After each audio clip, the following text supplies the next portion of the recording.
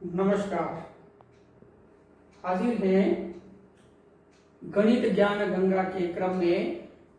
आज व्यवकलन यानी घटाव संक्रिया को लेकर के गणित में व्यवकलन घटाव संक्रिया एक मूलभूत संक्रिया है।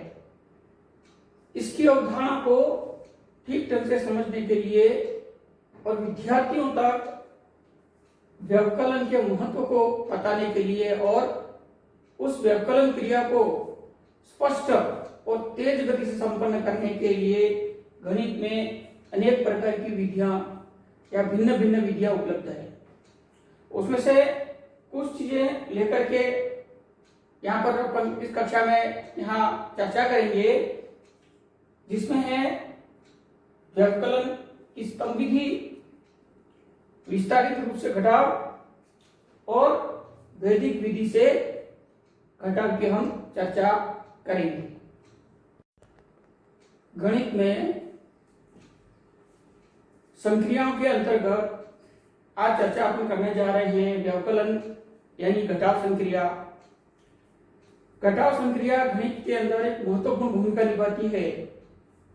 बड़ी कक्षाओं में और बाद में भी जब अध्ययन पूरा हो जाता है और हम प्रतियोगिता परीक्षा के अंदर में भी जब हमारे सामने जोड़ और घटाव यानी घटाने का सवाल हमारे सामने होते हैं तो बहुधा हम यशमन चश्मों में या तो पड़ जाते हैं अथवा इसका उत्तर हड़बड़ी में हम गलत करके गलत हो जाता है।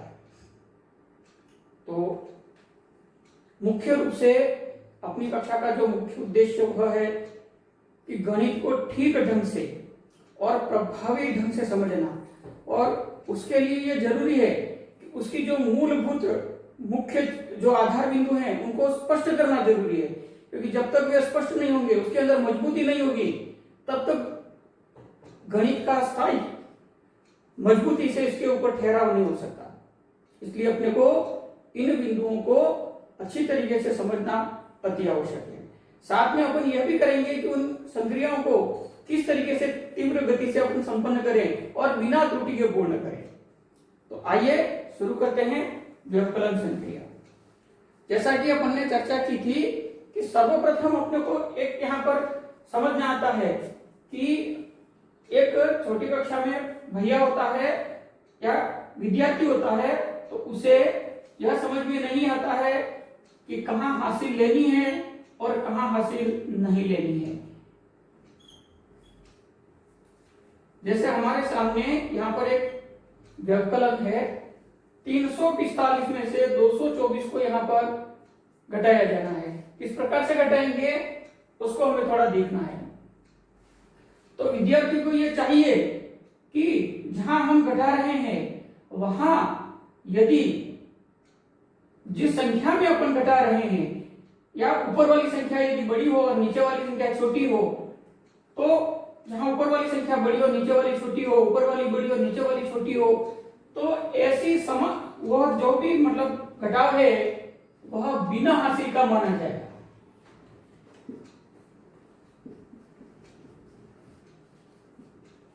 बिना हासिल का माना जाता है।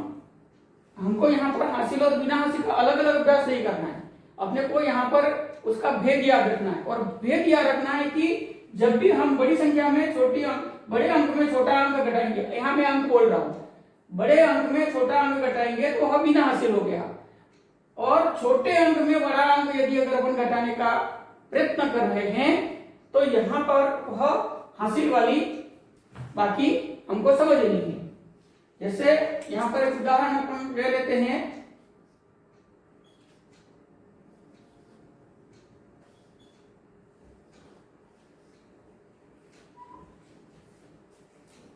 यहाँ पर हम देख रहे हैं कि यहाँ मैं पुनः अंक की चर्चा कर रहा हूं। 5 है वह 9 से छोटा है और ऊपर है, यानी 5 में से 9 अपने को घटाया जाना है, यानी छोटी संख्या में बड़ा अंक घटाया, छोटे अंक में बड़ा अंक घटाया जा रहा है। तो यहाँ पर अपने को समझना है कि यह हासिल वाली है और यहाँ हासिल लेनी पड़ेगी, यानी हासिल का व्यवहार यहाँ करना है। यहाँ अपन देख लेते हैं 7 है और 7 में से 8 घटाया जाना है, तो यहाँ पर भी 7 छोटा है और उसमें बड़ा अंक घटाना है, तो यहाँ पर भी हासिल ली जानी है। ठीक है, तो इस तरीके से अपने को समझना है। अब एक और आगे यहाँ स्पष्ट कर दूं कि जरूरी नहीं है कि पूरी बाकी के जितने स्थान हैं, संख्याओं के जितने स्थान हैं, वो सारे बिना हासिल के हों या हासिल वाले हों, ऐसा संभव नहीं है या अनिवार्य नहीं है। अर्थात इसमें हासिल भी शामिल होगी और बिना हासिल वाला भी शामिल हो सकता है। जैसे यहाँ पर हम एक उदाहरण यहाँ समझ लेते हैं। यहाँ मैंने 4 अंक को 4 स्थानों की बाकी यहाँ पर ली है मैंने। जैसे यहाँ पर देख लीजिए, जैसे यहाँ पर इस व्यवकलन प्रक्रिया में यहाँ यह इकाई का अंक है, यह दहाई का अंक है, यह सैकड़े का स्थान, यह हजार का, मैं पहले ही बता चुका हूं कि बहुत महत्वपूर्ण है। तो इस तरीके से यहाँ पर हम इकाई में देख रहे हैं कि 2 इकाई में से 1 घटाना है, यानी बड़े अंक में छोटा अंक घटाना है। तो इस जगह हासिल की जरूरत नहीं होगी, बिना हासिल में ही होगा पहला स्थान। ठीक उसी प्रकार से अपने को दूसरे के बारे में समझना है। यहाँ पुनः हम जांच करेंगे कि दाही में ऊपर जो दाही आ रही है वह 1 है और उसमें नीचे जो दाही आ रही है वह 4 है। इसका अर्थ ये हुआ कि हमको 100 में से 400 घटाने हैं, यानी बड़ी संख्या में छोटी संख्या, यानी यहाँ देखेंगे तो बड़े अंक में छोटा अंक घटाना है। तो यहाँ पर अपने को हासिल लेनी पड़ेगी, यानी हासिल का व्यवहार करना पड़ेगा। ठीक है, अब यहाँ से फिर आगे की ओर अपने को फिर जांच करनी है। तो यहाँ पर हम देख रहे हैं कि ऊपर वाला जो अंक है वह बड़ा है और नीचे वाला अंक यहाँ छोटा है। अर्थात अपने को यहाँ पर ये गलती हुई, ये दहाई है, तो 10 में से 40 घटाने हैं। ये अपने को समझना, थोड़ा उस त्रुटि को समझ लीजिएगा कि ये 10 में से 40 घटेंगे, सैकड़ा आगे है। अब 800 में से अगला क्रम जो हमारा आ रहा है वह 800 में से 400 अपने को घटाना है। तो यहां पर अपने को हासिल का व्यवहार की जरूरत नहीं होगी। यहां पर अपन देख रहे हैं तो 1000 में तो सामान्य तो है, जब प्रथम अंक बड़ा होगा तभी वो बाकी की प्रक्रिया होगी, अन्यथा बाकी की प्रक्रिया होती नहीं है। तो इस तरीके से यहां अपने को पहले यह समझना है कि हासिल और बिना हासिल व्यवकलन का क्या प्रारूप है। तो जब भी हम अंकों में ऊपर वाले अंक छोटे बड़े होंगे और नीचे वाले अंक छोटे होंगे, और उस अवस्था में जब हम यहाँ पर व्यवकलन या घटाव करते हैं तो वह बिना हासिल का व्यवकलन समझना है। पहला बिंदु हो गया। दूसरा बिंदु, जब छोटे अंकों में बड़े अंक अर्थात बड़ी संख्या में छोटी संख्या को जब हम घटाव संपन्न करते हैं या घटाव करते हैं तो उस स्थिति में वह हासिल वाली प्रक्रिया होगी, यह अपने को समझ लेना। तीसरा बिंदु यह आता है, यहां पर हमको यह समझना है कि किसी संक्रिया में, व्यवकलन संक्रिया में, संख्या में हासिल और बिना हासिल एक साथ एक ही व्यवकलन में आ सकते हैं। जैसे उदाहरण के तौर पर ये अपन यहाँ पर एक और संख्या इस प्रकार से ले लेते हैं। जैसे यहाँ पर 2 ले लिया, यहाँ 2 ले लिया, यहाँ 4 ले लिया, यहाँ 6 ले लिया, यानी 2246 ले लिया। 4524 में 2246 का हमें घटाव करना है, व्यवकलन करना है। तो अब हमने को समझना है, पहले इकाई पर चलते हैं। देखिए इकाई पे क्या है, तो 4 अंक छोटा है 6 से, तो हमको तुरंत ये समझ लेना है कि यहाँ हासिल की प्रक्रिया करनी होगी। फिर दूसरे स्थान पर आएंगे, दूसरे स्थान पर भी हम ये देख रहे हैं कि जो दाही है वह 2 में से 4 घटाने हैं, अर्थात यह 20 में से 40 घटाने हैं, जो कि यह हासिल की प्रक्रिया होगी। फिर यहां पर अगर हम आते हैं तो हम क्या देख रहे हैं, जब सैकड़े के स्थान पर आ रहे हैं तो 500 में से 200 घटाने हैं, जो कि सामान्यतः बड़ी संख्या में छोटी संख्या है, जिससे यहाँ पर हासिल की जरूरत नहीं है। तो यहाँ हासिल की जरूरत है, यहाँ हासिल की जरूरत है, लेकिन यहाँ नहीं होगी। तो हमारे सामने हासिल और बिना हासिल के ऐसे 3 फॉर्मेट हो सकते हैं। एक बिल्कुल जहां हासिल लेने की जरूरत ही नहीं पड़े, एक जहां हमें पहले के अलावा बाकी सब स्थानों में हासिल लेनी पड़े, एक जहां हमें मिश्रित कहीं लेनी पड़े और कहीं नहीं लेनी पड़े, ऐसे 3 प्रकार की स्थितियां होती है। एक निवेदन यहां मैं कर रहा हूं कि यदि हम तीसरी चौथी के विद्यार्थियों को यदि हम अभ्यास करवाते हैं तो हमें इन तीनों रूपों का फॉर्मेटों का मिक्स इकट्ठा पहले एक एक को समझा करके पुनः एक साथ अपना अभ्यास जरूर कराएं, और वह स्वयं विद्यार्थी यह पहचान ले कि कहाँ हासिल लेनी है और कहाँ नहीं हासिल लेनी है। तो यह सबसे अच्छी स्थिति उस विद्यार्थी के लिए होगी, क्योंकि वह बहुत अच्छी तरीके से व्यवकलन को समझ चुका है, यह हम मान सकते हैं। तो जो भी है इस तरीके से हम 3 स्थितियां यहाँ हम समझे। अब हम उस क्रम में दूसरे बिंदु पर यहां से आगे गति करते हैं। यहां हमने समझ लिया है कि हम हासिल और बिना हासिल से किसी व्यवकलन संक्रिया को कैसे समझते हैं। अब सामान्य हम किसी भी, अगर मान लीजिए बिना हासिल की अगर अपने को घटाना है, तो मैं पुनः यहां पर आपको एक ट्रिक या उपाय आप जो समझे वह इन अंकों को फिर से आपको देखना होगा।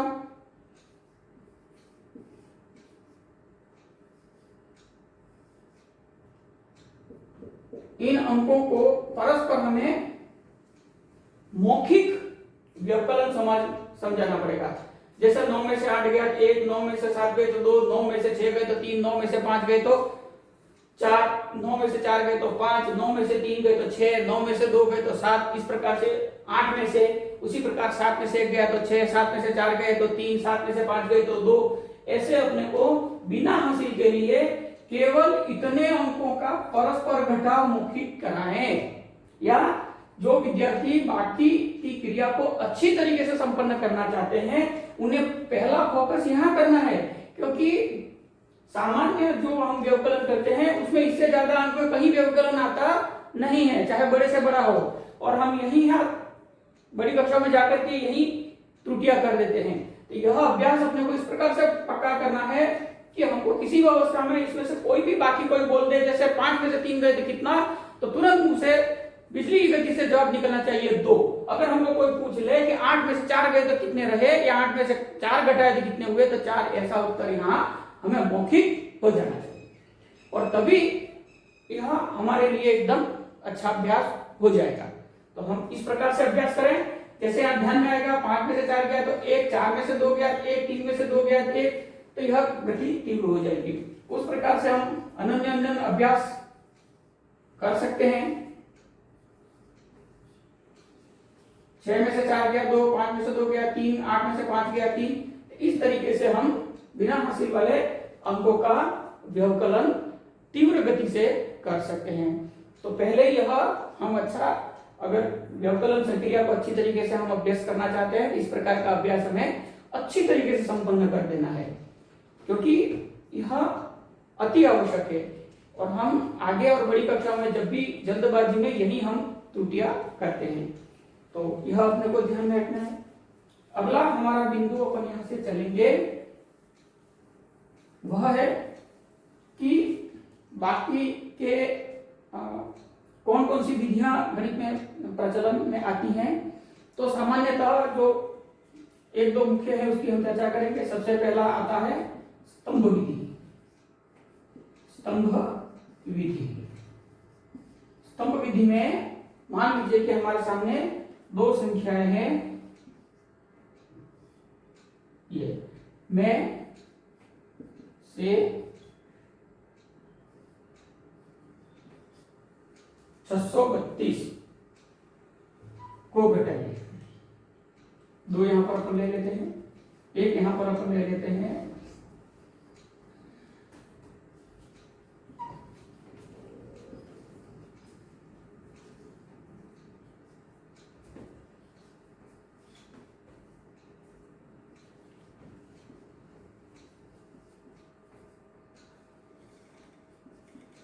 घटाइए। यहाँ पर स्तंभ विधि में क्या होता है कि अपने को संख्याएं हैं और इकाई दाही के स्थान में अंकों को जमाना है। मैं फिर से बोल रहा हूं, अंकों को जमाना है। तो सबसे पहले जैसे 8 है, सैकड़ा है, फिर ये दाही है और यह इकाई है।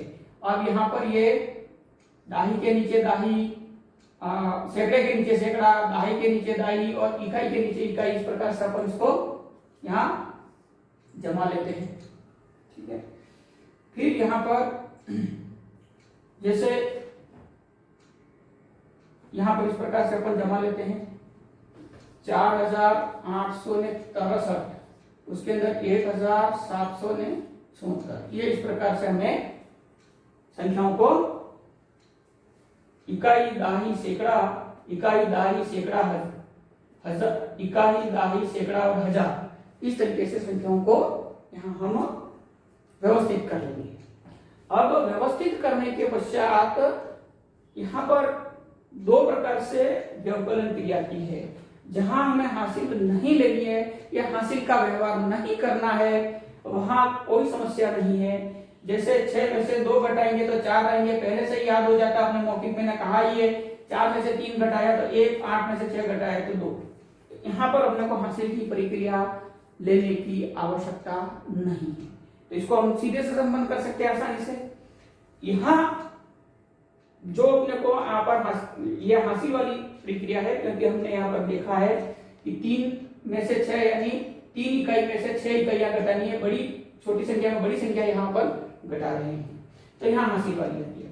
अब यहाँ से फिर 2 प्रकार के यहाँ पर विधाएं अपने क्षेत्र में प्रचलित है। एक जो हम ऊपर से हासिल लेते हैं और दूसरी जो हम नीचे से हासिल लेते हैं। मैं दोनों का आपके सामने यहाँ पर वर्णन करूंगा। सबसे पहले मैं ऊपर हासिल वाली विधि यहाँ पर समझा रहा हूं, उसको ध्यान से समझिए। ऊपर क्या होता है, जैसे मैंने आपको पहले बताया, ये इकाई का स्थान है, यह दहाई का स्थान है, यह सैकड़े का स्थान है और यह हजार का स्थान है। स्वाभाविक चीज है कि कम में से बड़ी राशि को कम नहीं किया जा सकता है, इसको अपन घटा नहीं सकते हैं व्यवहारिक रूप से। तो यहां पर हमको क्या करना होता है कि यह जो इकाई है उस इकाई को दाही के साथ मिला करके बड़ी संख्या में तब्दील करना है।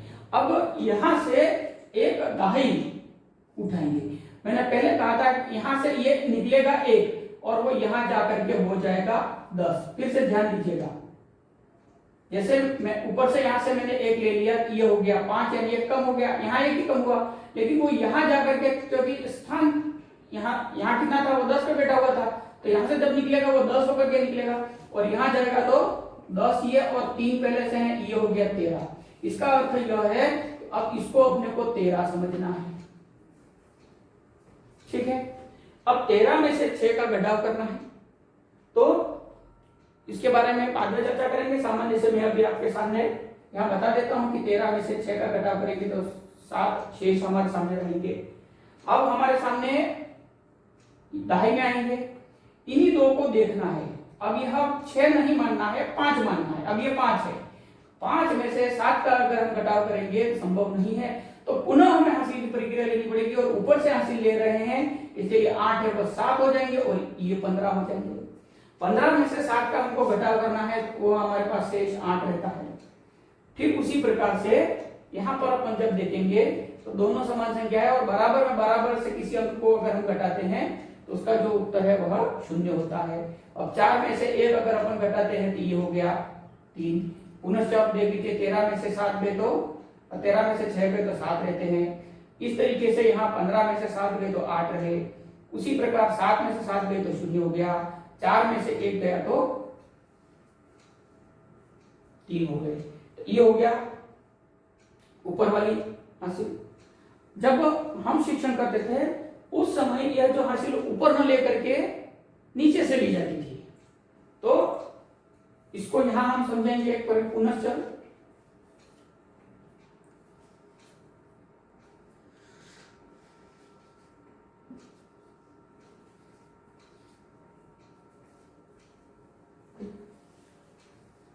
यह प्राचीन मतलब पुराने समय से चली आ रही है।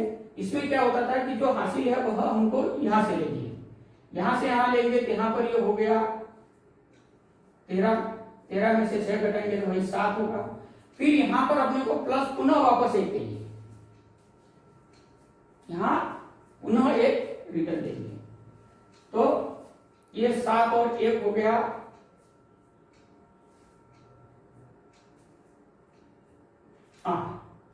अब फिर यहाँ 6 में से 8 घटाना संभव नहीं है, तो उसके लिए हम यहां से हासिल लेंगे कि ये हो जाता है 16। अब 16 में से 8 गए तो 8 घटाए तो 8 हमारे पास शेष रहे। पुनश्च इसके अंदर हम +1 करेंगे, ये पुनश्च 8 हो गया। 8 में से 8 घटाए तो 0 और 4 में से बिना हासिल में की तरह से हो जाएगा 3। इस तरीके से हमारे सामने यह नीचे से हासिल लेकर के और यह ऊपर से हासिल लेकर के हम व्यवकलन संक्रिया को संपन्न करते हैं। यहां नीचे वाली हासिल लेंगे तो सामान्यतः दिक्कतें नहीं आनी है, लेकिन जब ऊपर वाली संख्या में हम हासिल लेते हैं तब हमें हमारे सामने अगर मान लीजिए इस प्रकार की कोई संख्या उपलब्ध हो गई,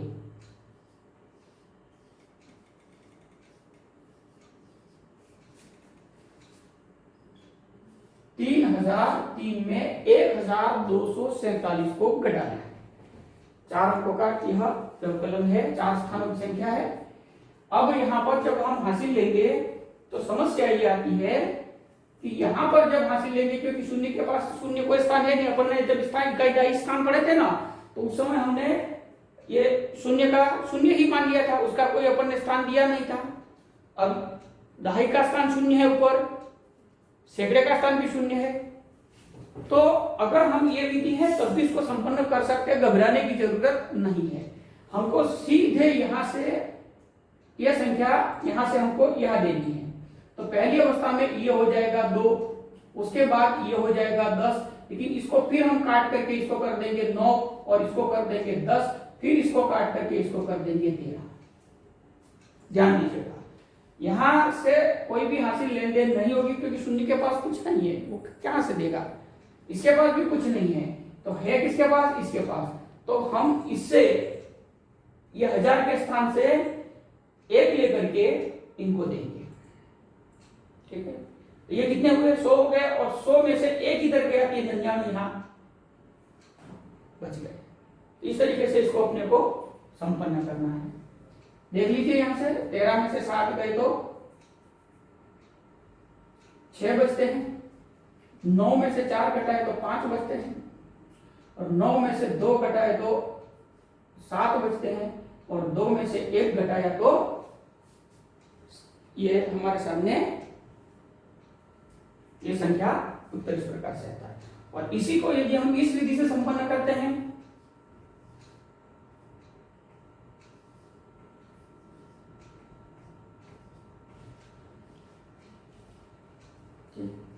यहां से हासिल ली 13 हो गए, 13 में से 7 गए तो 6। अब यहां से हासिल वापस देंगे, ये कितने 5 हो गए। अब यहां से हासिल लेंगे, ये 10 होंगे, 10 में से 5 गए तो 5। इस प्रकार से यहां से हासिल वापस ली, ये हो गए 3। अब यहां से हासिल ली, ये कितने हो गए 10, 10 में से 3 गए तो 7, यहाँ वापस थी 2, ये हो गए 1। तो हम देख रहे हैं कि दोनों स्थिति में उत्तर में कहीं कोई दिक्कत नहीं है। तो यहाँ मैं ये दोनों चीजें आपके सामने एक्सप्लेन कर रहा हूं, समझा रहा हूं, ताकि दोनों में कहीं कंफ्यूजन अपने को नहीं रहे।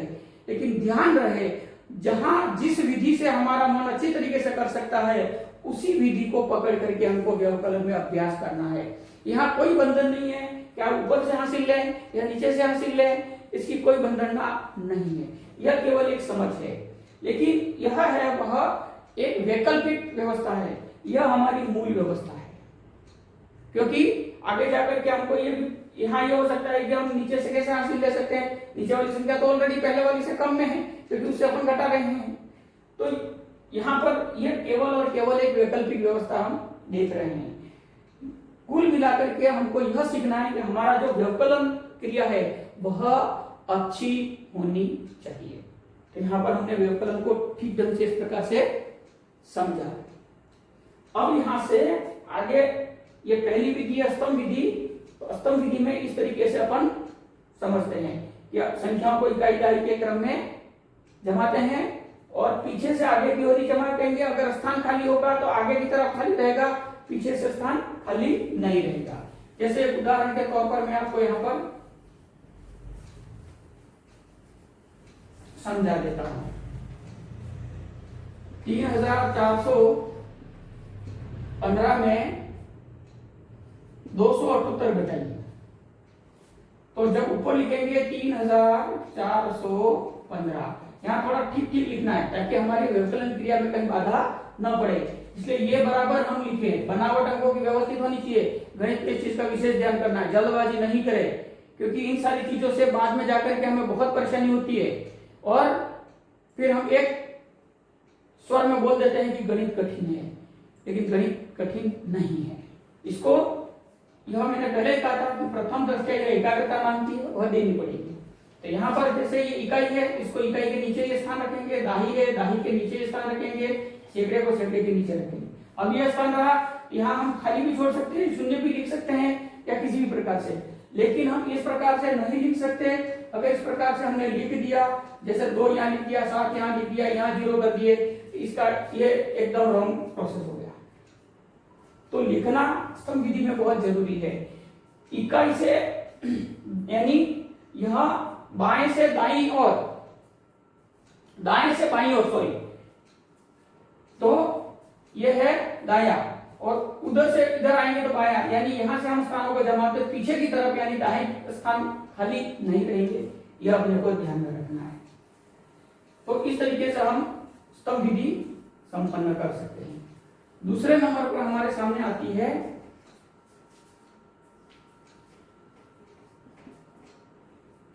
विस्तार रूप विधि।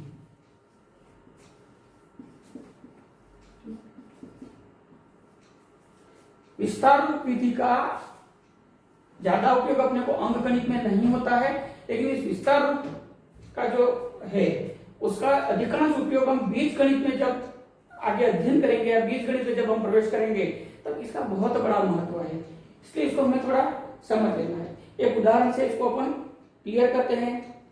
जैसे यहां से आपको कहा गया कि 723 में से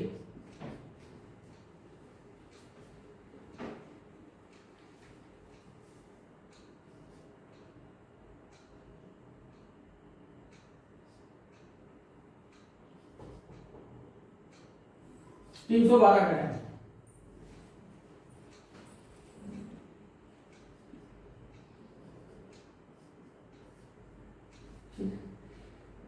तब हमें पहले यह देखना है, यह है इकाई, यह है दाही, यह है सैकड़ा, यह है इकाई, यह है दाही, यह है सैकड़ा। तो हमको यहाँ पर आगे से देखना है कि यहाँ पे भी 1 2 3 स्थान है, 1 2 3 स्थान है, दोनों तरफ 3 स्थान है, यानी सैकड़े तक ये संख्या है। तो सर्वप्रथम अपन सैकड़ों को घटाएंगे। जैसे 700 माइनस 300 स्क्वायर कोष्ठक में अपन ने बंद कर दिया, प्लस ये सैकड़े का हो गया। अब यहां पर अपन लेंगे 20 माइनस 10 प्लस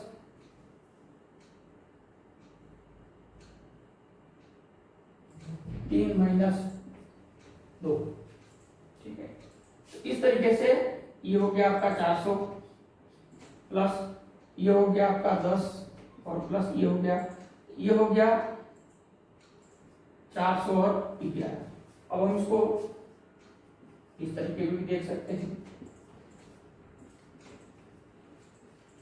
तो इस तरीके से यह विस्तार, अंकों के स्थानों का विस्तार करके हम इस विधि को से यह व्यवकलन संपन्न करते हैं, ठीक है। एक और इसी में अपन समझ लेते हैं। जैसे उदाहरण के तौर पर अपने को जैसे हासिल वाला यहाँ पर अपन ले लेते हैं एक संख्या, उदाहरण के तौर पर जैसे 457 घटाने के लिए 723 में से 457 अपने को घटानी है।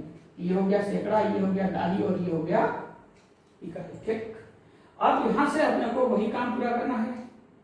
700 माइनस 400 प्लस ये हो गया 20 माइनस 50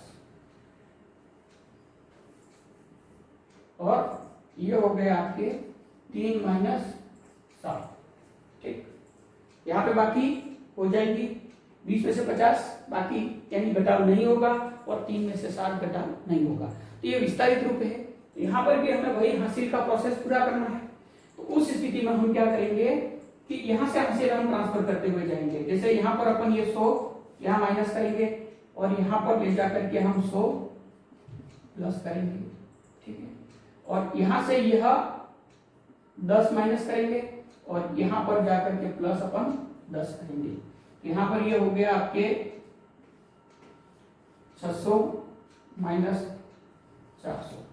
अब यहाँ पर ध्यान देना है कि 20 में से 10 उधर जाने वाले हैं, तो 20 में से 10 निकल गए, ये आ गया आपके 110 माइनस 50, ठीक है। 3 में से यानी 13 माइनस 7 हो जाएंगे, ठीक है।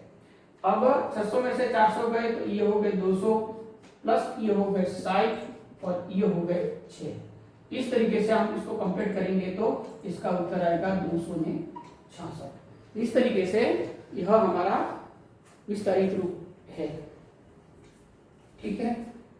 तो ये समझ लेना है, यह विस्तारित रूप है। अंक गणित में इसका ज्यादा उपयोग नहीं होता है, लेकिन बीज गणित में इसका उपयोग ज्यादा होता है, इसलिए मैंने इसकी चर्चा यहाँ पर बता दी। क्योंकि मैंने शुरुआत से ये सारा चैप्टर में इसलिए ले रहा हूँ क्योंकि पूर्व मैंने बता दिया कि जो मैंने अध्यापन कार्य के दौरान भैया बहनों के सामने जो जो स्थितियां देखी, उन स्थितियों को लेकर के मैं यहाँ पर चल रहा हूँ। क्योंकि सामान्यतः ये सारी चीजें सभी जगह उपलब्ध हैं, ज्ञान कहीं अनुपलब्ध नहीं है, सभी जगह यह व्याप्त है। सकल पदार्थ है जग माही, कर्महीन नर पावत नहीं।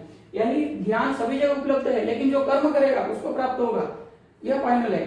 तो कर्म जो भी जिसके अंदर इच्छा होगी, सीखना होगा, वो करेगा, निश्चित है, तो उसे मिल जाएगा। लेकिन मैं फिर से पुनः से कह रहा हूँ कि यह वो कमियां हैं जिन्हें मस्तिष्क पकड़ नहीं पाता है, यहाँ जहां पर उसके सामने भ्रम पैदा होता है। इन चीजों को दूर करने के लिए ये मैं एक एक चीज आपके सामने लेकर के चर्चा कर रहा हूँ। उसमें से आपको ठीक ढंग से अभ्यास करके उसको ठीक कर लेना है। यहाँ भी मेरी यहाँ पर त्रुटि है, उस त्रुटि को मैं ठीक कर लूं, ताकि आगे जाकर के या बड़ी कक्षाओं में जब मैं गणित का अध्ययन करूं तो मेरे सामने कोई भी समस्या न हो। अब यहाँ पर आता है हमारे सामने वैदिक गणित, ठीक है। यह भी एक अच्छा है, ठीक है। वैदिक गणित का जो मूल आधार है, वह हमेशा ध्यान रखना कि वह दहाई, सैकड़ा और हजार के आधार पर टिका होता है। यह हमेशा 10, 100 और 1000 की बेस से होकर के वैदिक विधियों का संचालन संपूर्ण होता है, ठीक। यहां पर एक चीज हमको ध्यान रखना है कि 1, 2, 3, 4, 5, 6, 7, 8, 9 और 0 की चर्चा यहाँ पर है नहीं, अभी यहाँ पर इसकी चर्चा अपन करेंगे। सर्वप्रथम अपने को यहाँ पर ये इनके पूरक अंक फिर समझ लीजिए। पूरक किसको कहते हैं? जब कोई दो वस्तुएं मिल करके किसी एक वस्तु को पूर्ण करती हैं, उसे अपन पूरक कहते हैं। जैसे पेन और ये इसका आवरण, तो ये एक पूरी वस्तु हो गई। तो उसी प्रकार से जब दो संख्याएं मिल करके किसी विशिष्ट संख्या का निर्माण करते हैं, तो वो दोनों संख्या एक दूसरे की पूरक होती है। तो यहाँ पर अपने को यह ध्यान रखना है कि इस संख्या में क्या जोड़ने पर यह संख्या 10 हो जाएगी। तो जैसे 1 में 9 जोड़ने पर यह 10 हो जाएगी, 2 में 8 जोड़ने पर यह 10 हो जाएगी, 3 में 7 जोड़ने पर यह 10 हो जाती है, 4 में 6 जोड़ने पर यह 10 हो जाती है, 5 में 5 जोड़ने पर यह 10 हो जाती है, ठीक है। 6 में 4 जोड़ने पर यह 10 हो जाएगी, 7 में 3 जोड़ने पर यह 10 हो जाएगी, 8 में 2 जोड़ने पर यह 10 हो जाती है और 9 में 1 जोड़ने पर यह 10 हो जाती है। तो हमको ये देखना है कि यह जो हमारे सामने 0 के अलावा जितने अंक हैं, उन अंकों का पूरक अंक, अर्थात पूरक अंक वो अंक है जिसमें जोड़ने पर वह उत्तर 10 होने वाला है। तो यहाँ पर ये सभी पूरक अंक मेरे को याद रखने हैं, क्योंकि ये पूरक अंक ही वैदिक व्यवकलन विधि का मुख्य आधार है। इसलिए उसको पूरक मेथड या कॉम्प्लीमेंट मेथड भी कहते हैं। तो यहाँ पर जैसे हम यहाँ एक उदाहरण ले लेते हैं,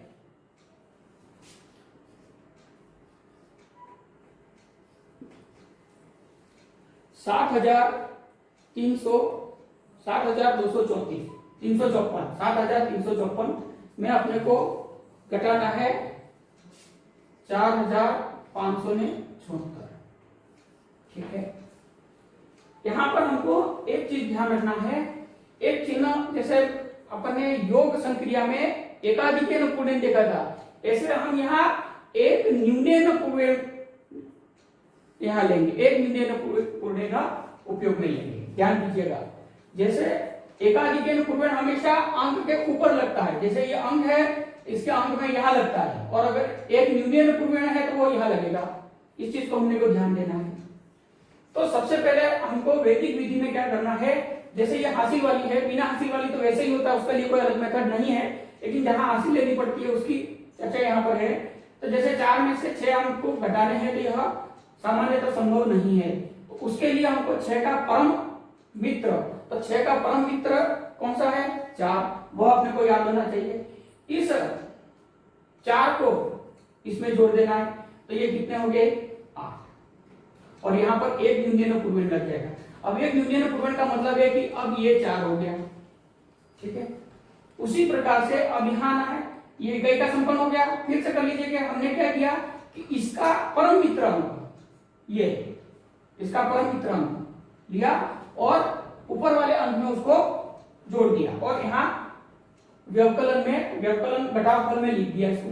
ठीक, अब यहाँ पर आगे देखेंगे, जैसे यहाँ पर कितने हैं, 4 में से 7 घटाने हैं, तो पुनः हमको क्या करना पड़ेगा कि 7 का जो परम मित्र अंक है उसको इसमें जोड़ देना है, तो ये कितने हो गया, 7। ठीक है, फिर यहाँ एक न्यूनतम पूर्णेन लगा देना है, तो यहाँ पर ये हो जाएगा, पुनः से इसको काट करके ये 2 हो गया। ठीक, तो यह देखना, अब 2 में से हमने को 5 घटाना है, यह संभव नहीं है, यहाँ एक न्यूनतम पूर्णेन हम यहाँ एक न्यूनतम पूर्णेन अपन यहाँ लगा देंगे। ठीक है, तो इस तरीके से यहाँ पर 5 का जो परम मित्र है वो 5, और यहाँ पर जोड़ देंगे कि हो गया 7। अब ये हो गया 6 में से 4 गया तो 2, तो इस तरीके से अपन देख सकते हैं 14 में से 6 गया तो 8 हासिल 1, 14 में से 7 गया तो 7, 12 में से 5 गया तो 7। तो इस तरीके से यह वैदिक विधि से भी व्यवकलन संक्रिया संभव होती है। ठीक है, तो इस प्रकार से एक और उदाहरण अपन ले लेते हैं, 4 0 7 0। अब इसमें 3 8 2 4। तो 4 का परम मित्र कौन है, 6, इसमें जोड़ देंगे, कितना आ गया, 6। ठीक है, यहाँ एक न्यूनतम पूर्णेन, ये हो गया 6। 2 का परम मित्र कितना है, ये यहाँ 6 हो गया, और 6 में से 2 घटाएंगे, यानी आराम से यहाँ हासिल लेने की जरूरत है ही नहीं, तो यहाँ पर उत्तर आ जाएगा 4। फिर 10 में से 8 नहीं कहेंगे, यार एक न्यूनतम पूर्णेन, यहाँ पर ये हो जाएंगे 8 का परम मित्र यहाँ पर जोड़ेंगे तो 2, और 3 में से 3 गया तो 0। इस तरीके से हमारे सामने यह वैदिक विधि से हो गया 10 में से 0।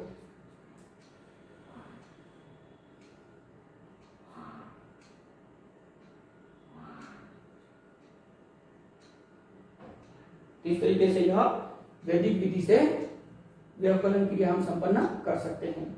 अब इसमें से आपको जो चीजें, मुख्यतः हम स्तंभ विधि का उपयोग करते हैं, लेकिन अब वैदिक विधि भी हमारे लिए ठीक है, जिन्हें थोड़ा बहुत प्रारंभिक में अभ्यास हुआ है तो वह भी कर सकते हैं। आप किसी भी विधि से करें, लेकिन शर्त यही है कि उस घटाव में त्रुटि नहीं होनी चाहिए, गलती नहीं होनी चाहिए। फिर चाहे आप वैदिक विधि अपनाओ, चाहे फिर स्तंभ विधि अपनाओ, या मानसिक विधि से अपन आप उसको पूर्ण करो, आप किसी भी तरीके से उसको संपन्न कर सकते हो।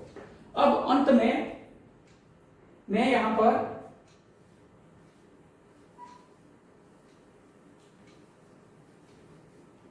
आपको कुछ इसका ट्रिक्स या उपाय मैं आपको बताता हूं। तो हमको एक चीज ध्यान रखनी है कि 19 18 में यहां से उल्टे क्रम में लिख रहा हूं, 19 18 17 16 15 14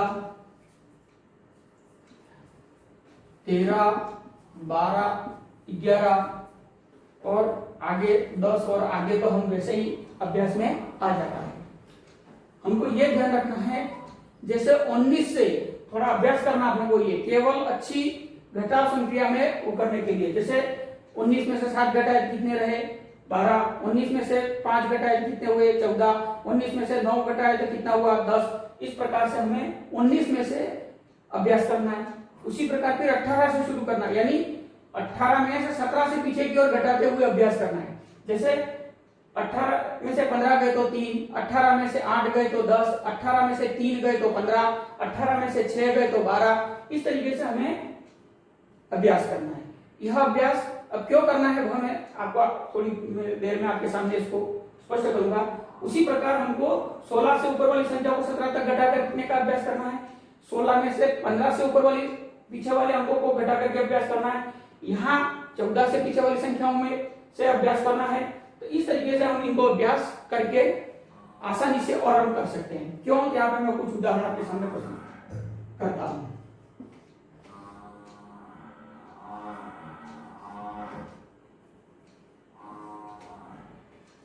ठीक है, अब जैसे यहाँ पर घटाना है तो जैसे मैं यहाँ से यहाँ लूंगा कितना होगा 18, और 18 में से घटाना कितना पड़ेगा 9, जो कि अपने को पहले से ही अभ्यास में पता है, तो हम सीधे उत्तर लिख सकते हैं। ठीक है, उसी प्रकार से जैसे 16 में से 9 घटाना है, उत्तर पहले से याद हो जाएगा 7। ठीक है, उसी प्रकार से 4 में से 2 गया तो 2 हमारे सामने आ जाएगा। उसी प्रकार से हम कहीं पे भी करें, क्योंकि हमको जो बाकी करनी होती है वह 19 से ऊपर संख्याओं की नहीं करनी होती है, तो वह हमारे लिए एकदम आसान हो जाता है। लेकिन यह अभ्यास अगर हम अच्छी तरीके से व्यवकलन सीखना चाहते हैं तो इतना अभ्यास करें, क्योंकि मैंने यह चीज पाई है कि जिन भैया बहनों का अभ्यास यहाँ हो गया उनसे त्रुटियां बहुत ही कम हुई है, यानी यूं समझिए कि 55% उनकी त्रुटियां नहीं हुई है। तो हम इसका अभ्यास जरूर करें। एक और उदाहरण यहाँ लेकर के समझ सकते हैं।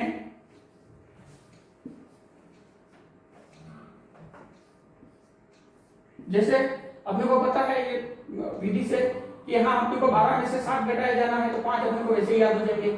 यहाँ अपने को पहले से ही याद है 12 में से 6 अपने को पहले से ही याद हो जाएंगे। यहाँ अपने को 12 में से 8 घटाना है, 4 अपने को पहले से ही पता हो जाएंगे, ये नॉर्मल है। तो यहाँ पर ये इस प्रकार से एक हमारे सामने यह रहेगा। ठीक है, तो इस तरीके से आज की कक्षा में हमने व्यवकलन संक्रियाओं को समझने का प्रयास किया। तो आशा करता हूं कि यह आपको अच्छे से समझ में आएगा, और अगर इसमें सुधार हो तो कमेंट के माध्यम से या कम्युनिटी के माध्यम से आप जरूर मुझसे संपर्क कर सकते हैं। धन्यवाद।